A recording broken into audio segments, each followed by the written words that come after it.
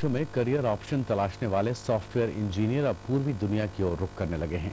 यही वजह है कि पिंक सिटी में सॉफ्टवेयर इंजीनियरिंग के स्टूडेंट्स जापानी भाषा सीखने पर जोर दे रहे हैं।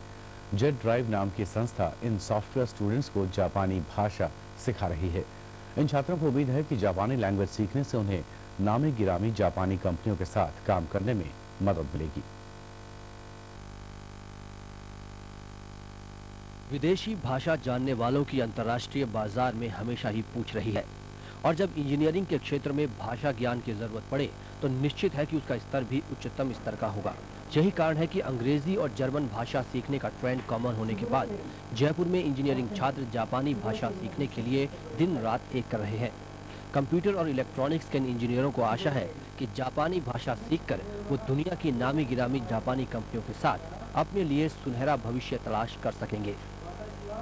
काफ़ी तरक्की कर रहा है।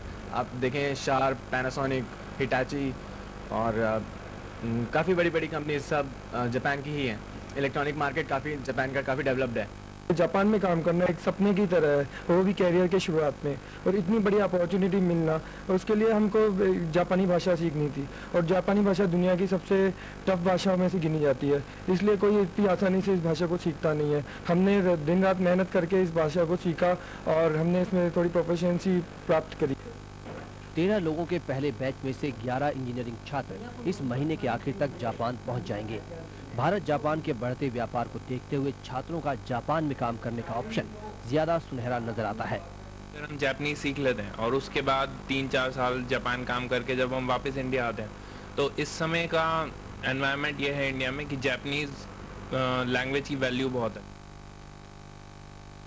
इधर जापानी भाषा में महारत रखने वाले महेश जोशी का कहना है कि जापानी दुनिया की सबसे कठिन भाषाओं में से एक है, और ये भाषा भी बहुत मुसीबत वाली है। मैं भी जापान में 30 साल रह के आया हूँ, इसलिए मैं इन बच्चों को वहाँ की कल्चर और जो भी लैंग्वेज मैंने जिस तरह से सीखी है उस तरह से मैं इन बच्चों को सिखाता हूँ।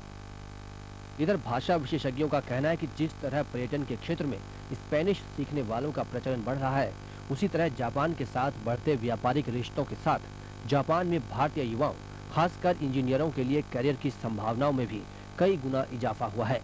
जापान के जो रिश्ते हैं वो इस तेज़ी से फैल रहे हैं, स्पेशली हमारे बिजनेस रिलेशन में, और राजनीतिक स्तर पे भी रिश्ते बढ़े हैं, उनसे हमारा ट्रेड भी बढ़ा है। तो जैसे जैसे जापानीज़ कंपनियां अपने यहाँ आ रही है, जैसे राजस्थान में भी रिसेंटली होंडा ने अपना बहुत बड़ा प्लांट लगा रहे हैं, तो बहुत तेज़ी से बहुत बड़ी डिमांड आने वाली है जापानीज़ बोलने और पढ़ने लिखने वालों की।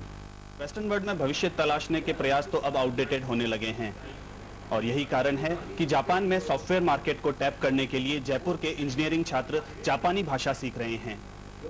भारत सरकार तो लुक ईस्ट पॉलिसी को सही ढंग से लागू न कर पाई हो, पर करियर के क्षेत्र में इन छात्रों की काबिलियत लुक ईस्ट पॉलिसी को एक नया आयाम जरूर दे रही है। Arvind Singh, ETV news, Jaipur. बुधवार की शाम बिरला ऑडिटोरियम में फैशन शो का आयोजन किया गया। 7 राउंड